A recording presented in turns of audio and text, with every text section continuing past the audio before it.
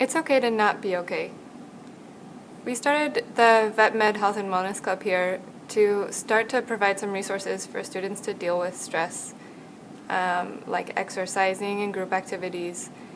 And one thing that happened when we started working on this was that people really started talking to us about what was going on, how they were feeling, and how their friends were feeling. And I was amazed how many of us were really depressed, and to a point where we couldn't really access those resources that we were trying to provide on campus, because if you can't get yourself out of bed in the morning, you can't really take advantage of some of these activities.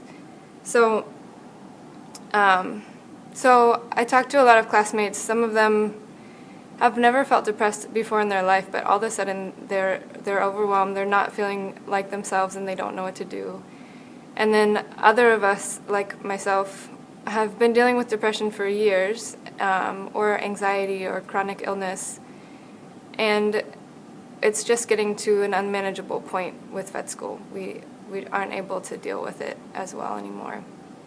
And I think one thing that's happening is you've taken a group of really high-achieving perfectionist students who also are animal people. We're a very compassionate, empathetic bunch.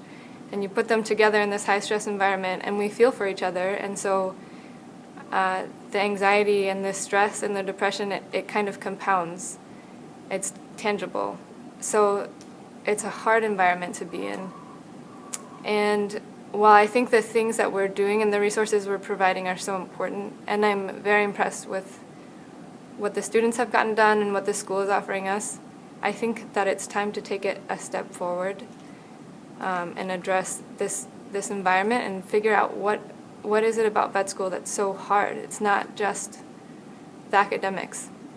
I think we should start considering things like making vet school pass-fail like some medical schools, or not ranking ourselves, or limiting hours in the clinics or in the classroom.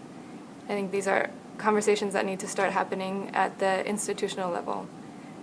I know for me personally, dealing with depression and with Crohn's disease has gotten to a point in school where I don't know that I can finish the program. And so if we're at that point, then I think it's time to make some changes.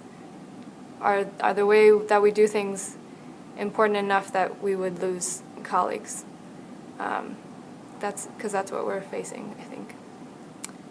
And right now, I think the onus of responsibility is often being placed on individuals to get themselves up out of bed, to exercise, to eat better, to take care of themselves, and to be okay. When we can't, we all feel like we should. We all feel like we should be that tough, but we can't. No one can do it alone, and I think it's time for a structural change, and so that no one should have to go through a program that makes them feel this way. We love what we're doing, so we should feel good about it. We should feel like we're all in it together, and we can expect that, and we can ask for that. It's okay to not be okay.